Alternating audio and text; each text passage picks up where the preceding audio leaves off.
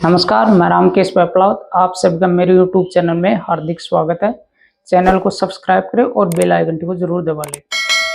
हम बात करने वाले कपड़े उद्योग को लेकर। लाखों महिलाओं की नौकरी जाने वाली है। ट्रंप के टैरिफ और जुर्माने के कारण गारमेंट सेक्टर में लाखों लोगों को के रोजगार जाने की खबर छप रही है। लेकिन आपको पता होना चाहिए कि गारमेंट सेक्टर में ज़्यादातर महिलाएं काम करती है, उनकी नौकरी जाएगी। इस संकट का चेहरा कोई आंकड़ा नहीं हो सकता। कितने लाखों की नौकरी जा रही है, इस संकट का एक बड़ा चेहरा है। एक ही चेहरा है जिसमें लाखों महिलाएं हैं जिनकी नौकरी जाने वाली है। मोदी सरकार को बताना चाहिए कि जिनकी नौकरी जाएगी उन महिलाओं के लिए क्या किया जाएगा। इस बीच अमेरिका से नई धमकी आई है। ट्रंप के आर्थिक सलाहकार केविन सिंह ने कह दिया है कि अगर भारत नहीं झुका तो मुझे नहीं लगता कि राष्ट्रपति ट्रंप झुक जाएंगे।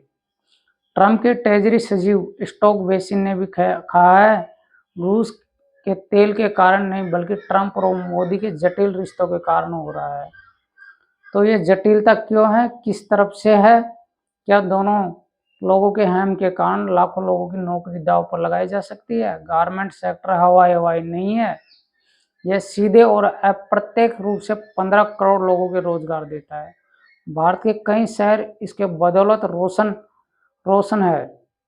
ट्रंप ने टैरिफ के ऊपर 25% जुर्माना लगाया है और ऐसा करके भारत के रोजगार पर बड़ा हमला कर दिया है। इससे एक टैरिफ से बेरोजगारी आने वाली है, इसकी आप कल्पना भी नहीं कर सकते। इस एक फैक्ट्री में आप जहां तक देखेंगे ज्यादातर महिलाएं काम करती नजर आएगी। इन महिलाओं को के दम पर गारमेंट सेक्टर चल रहा है। यहाँ काम करने वाली महिलाओं को ज्यादातर पता नहीं होता कि उनकी नौकरी जाने वाली है।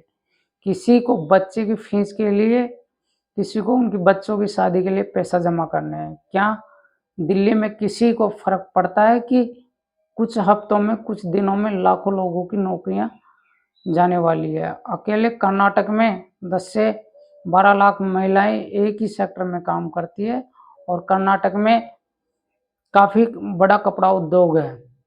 उनके रोजगार पर संकट आ सकता है। अमेरिका को भारत जितना गारमेंट निर्यात करता है उसका 25% अकेला कर्नाटक से जाता है। कल्पना कीजिए, टैरिफ के कारण जितना बड़ा रोजगार संकट आने वाला है। गारमेंट सेक्टर पर पहले 25% टैरिफ लगा, वो भी कम नहीं था।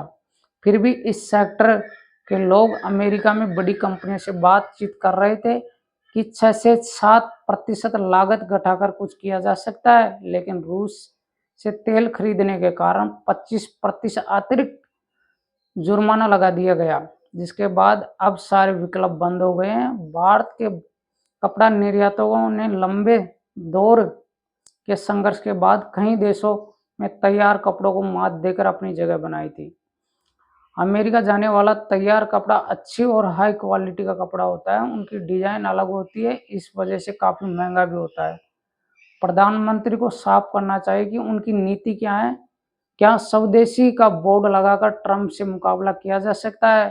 तो नमस्कार, फिर मिलते हैं नेक्स्ट वीडियो के साथ। मैं रामकेश।